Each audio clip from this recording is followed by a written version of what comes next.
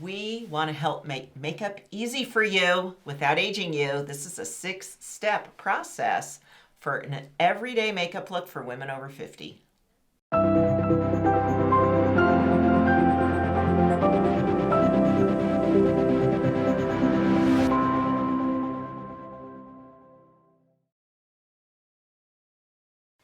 So what we're going to show you today are these 6 simple steps using basically the same products. Anna Kay is going to use a few different products in some of the steps, and we'll identify that. Now, any type can duplicate this. We're showing you our type 3 version of an everyday makeup look for women over 50.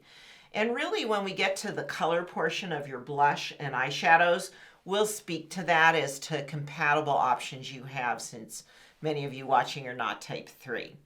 But let's get going. Step 1, Anna Kay, we'll let you share what our first step is. Well, I am going to use a cover stick. Yeah, I'm 65. Show what you got. Well, you're 50. I'm 65. I'm using 3 cover sticks, but anyone actually could benefit. Anyone can use this. I like to use the brush. I like to apply it with the tube, and then I like to blend it. So we have different techniques on how we do it. But this will be good for you to see which one you really relate to. I actually will not even blend anything till I've got my foundation. I love it. Do it. Okay. You want to go which cover stick are you using? I'm using medium. All right. Now I'm going to use why is it that we get to have blemishes still? I like this even as we age, I'm using light. Okay, I'm going to start with the green. The mint, yeah. The mint, because I'm going to cover up some of the blemishes that mint are healing on my face. Red. Yeah, mints for any blemishes. I'm just going to tap that on. Then I'm going to use our purple under my And purple counteracts. Remember? Yellows. Counteracts yellows. So it's nice. Now I'm not going to do any blending yet. And then I am caught up with her now. And I'm going to use the medium as well. And I mostly use this in my T-zone. And I mostly just use this underneath my eyes if I have any. So I'll do a little above my brow, below my brow on each side. I'm going to do 3 here. I'm going to add a little to the inside of my under eye and outside. Down here with the similar here. Now I want to add more. I'm going to do a little highlight. So that's step 1. Now, it's only going to work if you use my method if you move on to step 2. Okay, but before you move on to step 2, I am going to blend with my brush, my concealer brush. Okay. And I'm just going to go under and just kind of highlight in here. Now, I don't drag it all the way over because then it seems to settle a little bit. And I do like to use my finger and just warm it up a bit. Just blending. That's all. Okay. And I like this big one. Yeah, and that brush is specific to for this. So that I just like it. Step. And then up here too, just as a highlight. I forgot that I actually do the highlight. Just above the brow, or right below the brow, the eyebrow. As my highlight. Step 2 is our foundation. I'm using the satin finish that we sell that has SPF in it. And a 105 is my color. And I'm using the BB cream, and it's also the 105. So the difference is this is just a little bit heavier of coverage. Hers is lighter coverage. A little bit lighter. Although both of them give a nice coverage. Now I just took 1 pump. Just 1 pump. And now I'm going to tap the foundation on my face. Now I'm ready to blend. Blend, baby. So I'll start blending while you do yours. Okay. And I actually apply it directly to my brush. And I use very little, not very much at all. And then I kind of do the tapping thing that Carol was doing as well. I'm using circles and upward sweeps on mine. And I'll get there as well. I just like to kind of get the product evenly all over. And then I got some in my hair, but it actually looks like kind of a cool highlight. Oh yeah, look at that. Who knew? Foundation for hair. We'll get to that later.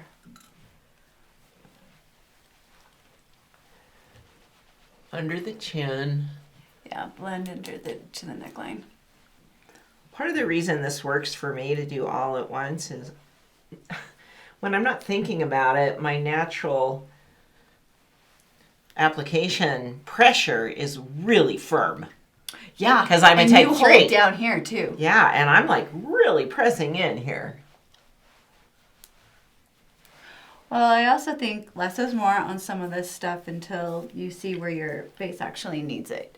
Yeah. So you don't want to go too heavy everywhere, but you might need, like I added just a little bit more for my under eye on this side, onto my cheek, evening out those colors.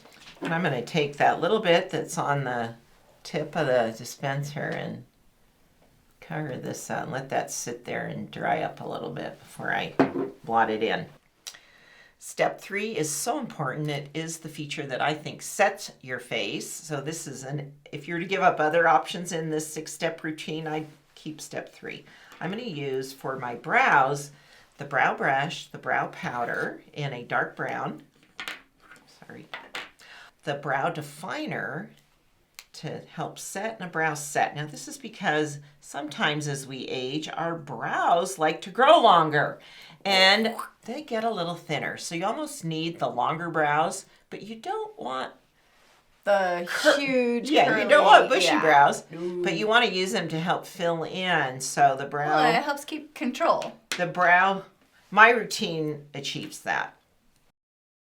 Yes, I really like that. And then this brow fill helps to really fill it. It fills in the part that, so it doesn't have a look. It actually is. It has that filler in it, the one that I'm going to use. And then the definer, I use very lightly in little short strokes to mimic little brow hairs, just again to give it a fullness. And that's a really smart technique because it does. It gives us a Yeah. fullness. It looks like hair. I don't You're not drawing it on. No, I'm not Yeah, it's painting them beautiful. on. I'm just adding a little bit. Now I'm going to use the spoolie side of the brush to Kind of put them in place before yeah, you lock it blend them in. a little bit. And because I do have that tendency to grow longer eyebrow hair, the brow set is my finishing step. Just to Now I find that the tint with fiber really does the fill in and it kind of locks it in at the same time. yeah, So, very much. It'll kind of achieve my last 2 steps in one step. Yep. And I really like what it does, giving that fullness without it looking too bushy and Yeah. out of control. I mean, just the difference in my appearance now that my brows are on, I think are really Well, obvious. It stops your face. It like helps your face be framed. Yeah. You don't have a ginormous forehead. It really frames the face nicely. The eyebrows are very important. And I think a lot of times they just get skipped. Mm-hmm. I think a lot of women will just skip it. Step 4, we're doing color now. Shadow, eyeshadow color, and blush color. And Anna Kay, what colors have you chosen, and what do the other types need to know to mimic this? Well, this is just a very neutral type of colors. So any type can use their own neutral colors for this everyday kind of look and feel for over 50. Now, I did choose 2 colors that don't have any pearl or sparkle to it. Okay, so They're 2 matte. mattes. I would suggest for over 50 sticking closer to the matte side than I would the pearl side or the sparkly side. That doesn't mean if you're a type 1 you have to go all matte.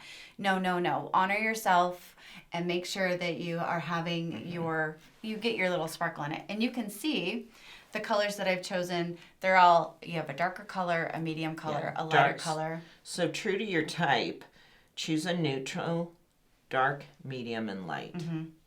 Now, we tend to think neutrals are browns and tans. Well, this little bit of a pink we've added for our type 3 look, you can add a color in there that works with those neutrals. I do the dark and the light, the traditional neutral, and then the medium you could add a color option. So true to your type, you can choose the same. And for blush, we chose a mid-range. Yep. Not Right, too the light, pinks. not too dark. Yeah. And so these colors can be applied with any outfit. When you've got this combo of a medium blush, a dark, medium, and light shadow that are more in the neutral range, you should be able to wear that every day with any color combo in your clothes. Yep. So you don't even think about it. You can even create a section of your palette to be your everyday choices. Your everyday choice, yeah. So I'm going to work on my shadow. I've got 4 brushes. I do the powders first, then I do my liner. I like to use these. We'll list these in the copy rather than take time. What I'm using right here. For my shadow application, we are both using the Adorn colored medium brown liner. Yeah, and it's nice. It's a very good color. Yeah. And then we're both using our blush brush. And then mascara. I've got the black brown. And I just did the brown. I love the brown. Now, what different choices do you have in your lineup? Well, I think it's going to be application on how I put the shadow on versus on how you put the shadow on. Mine will be I'll use I just these follow 2. the light, medium to dark Well, sequence. I think that's really great. And That's I all do I'm that. doing. I do that as well. And for this, I will. Yeah. And we have other videos you can watch Yeah. on the application rather than take time to teach every step of the application here. Basically, we'll go into details I'm going to apply the light over my entire shadow, the medium in the crease, and the dark down in the corners. Yes. That's it. Real basic. I do the medium over the whole thing. Then I go back in with my crease brush and put in the dark color. And then at the very end, I do the light color and blend it all together. So a little bit different techniques. Both work beautifully and quite well. And we keep it pretty simple. And I love this big brush. So we're going to move through this very quickly as we just both apply it. And if you need more help with shadow, watch the shadow specific videos. Yep. I'm not very careful either. Like the way I put this on, it's very quick, but it's also very blended.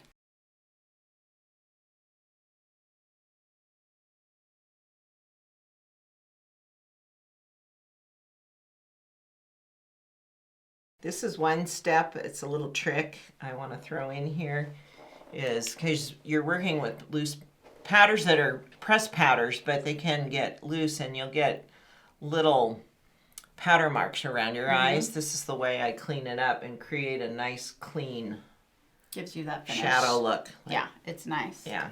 So now I'm going to finish mine up with my mascara.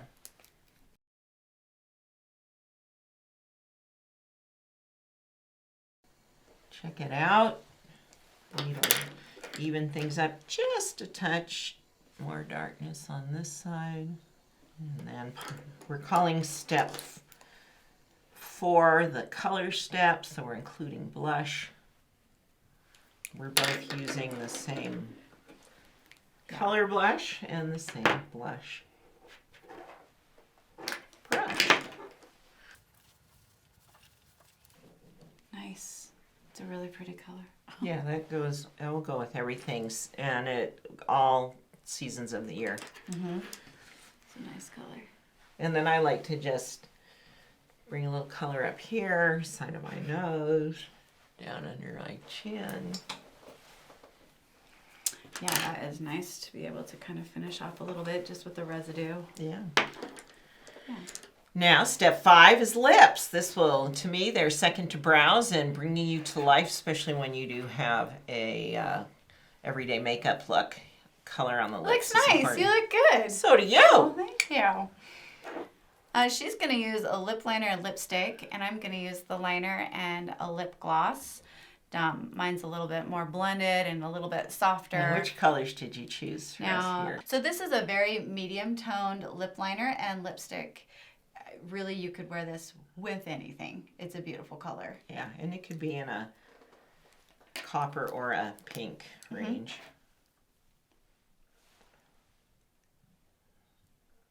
And I like to fill in my whole lip.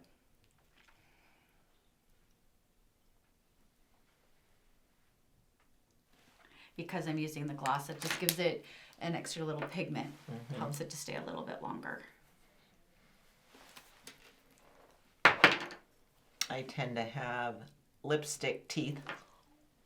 And you've probably seen that trick where you just pucker and it takes the lipstick off your lips where it would tend to get on your teeth. Let's see. Perfect. It looks great. It's Feels nice. good. It feels very natural too. It has Yeah. a natural feel to it.